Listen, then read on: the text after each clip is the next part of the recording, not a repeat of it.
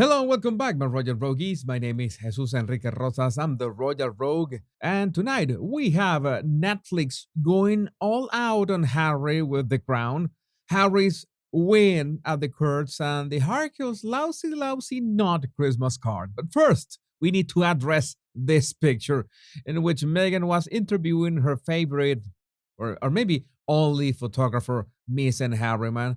And I couldn't help but notice that it's not only the way she dresses, but also the body language, trying to copy Catherine. This cannot be unseen. And as according to Tass says, it seems like Netflix The Crown have gone for Harris Juggler. He is depicted as an angry, bitter, hopeless, recalcitrant loser whose simmering resentment of William would only ever lead to ruin. No lies detected. Well, only the few screenshots that we can see shared by the Daily Fail really show that Netflix didn't hold back. In fact, as you can imagine that when Harry saw himself as angry, bitter, hopeless, recalcitrant, and loser, he must have said, "Yeah, that's me. Archie, Lily, come see your father on the screen. That's me in the Gestapo uniform." But the internet never forgets that Harry swore to stop Netflix from featuring him or Meghan in The Crown. Back in 2020, fresh out of Brexit, we got this in Harper's Bazaar. Prince Harry does not want to see an on screen portrayal of his life in The Crown. Don't expect to see a scripted version of the Sussex's life on the screen anytime soon. Well, you just had to wait almost 4 years for that. Prince Harry has expressed his adamancy in making sure the mega popular Netflix series doesn't portray his and wife Duchess Meghan's relationship and tabloid turmoil for the television screen.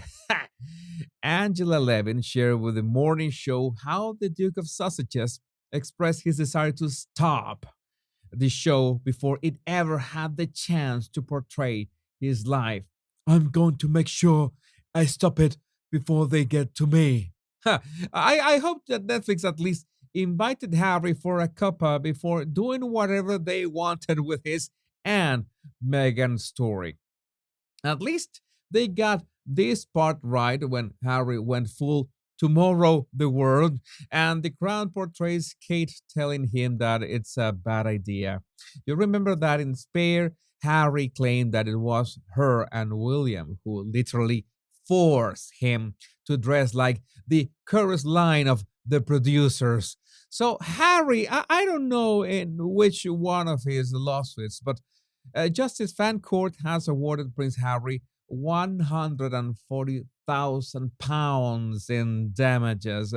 Maybe worth noting that Harry was awarded 140,000 in damages, which falls short of the 400,000 his lawyers were asking for. During the trial, MGN lawyers argued Harry was not adversely affected by stories and he'd not read them when published but only shown later by his legal team. How convenient.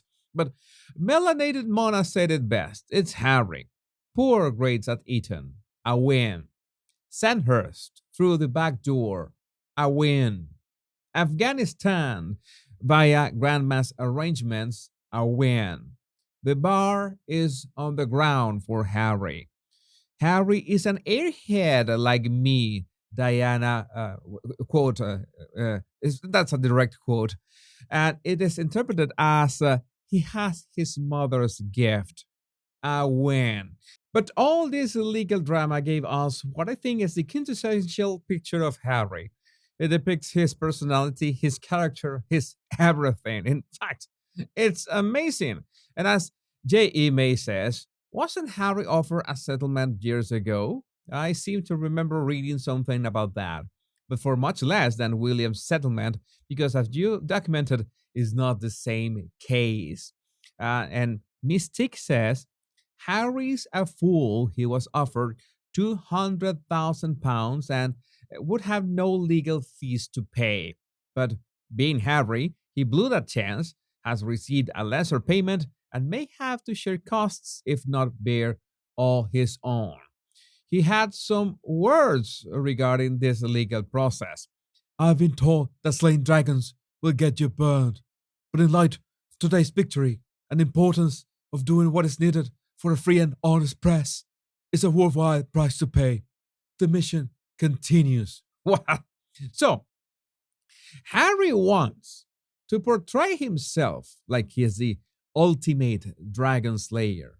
But he's no match for my royal memes, that's for sure. Because my royal memes are interesting, well thought, pretty much unlike the not Christmas card from the Montecito morons. I mean, this is as bland as it can get. For starters, the card is on behalf of Harry, Meghan, Archwell Productions, and Archwell Foundation. No mention of family whatsoever. It's a purely corporate public relations stuff. That's all. And to make sure that it is woke enough, the card says Happy Holiday Season. So, no Merry Christmas? Uh, are these people aware of Christmas at all? Boy, those poor kids, who, by the way, they are nowhere to be seen. Unless, of course, they are, I don't know, up there in the background, blurred. I don't know. I felt bad for them, so I decided to make a swift edit. No relationship with these businesses, of course. This is not advertising in any form, but you'll agree with me that Aldi and Lidl deserved to be there. Uh, the issues of my time has a clear insight about this. It's in poor taste. This was a photo taken at Invictus. Why use it for themselves to push a Christmas card? Not only does it look impersonal, but it centers them over the veterans they were there to highlight and proves they only see Invictus as being about public relations for them. Spot on.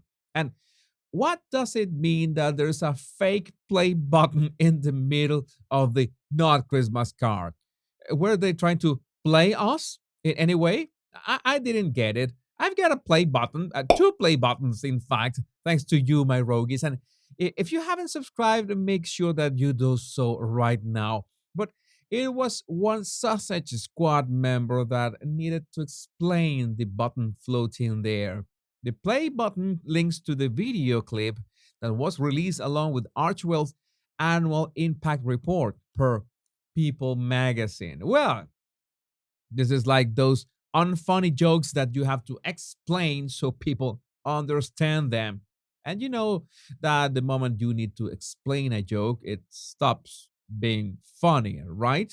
So this was a dry attempt at just pushing again their agenda and make it seem like they are still current, but in a very impersonal way. And this is one of the things that make them fail over and over again. They always miss at authenticity. So curated a brand ends up being inhuman. And since nobody can relate to them, then nothing that they do will have an actual impact. It's the same, it's the way it is. That's why nobody believes them. And speaking of which, Oprah was exposed lying about the use of weight loss helpers. So, what else has she been lying about? I would love to know what do you think about this in the comments. My Royal Rogues, my name is Jesus Enrique Rosas. I'm the Royal Rogue, and until we meet on another video or another live, remember the two most important words: much love and bliss.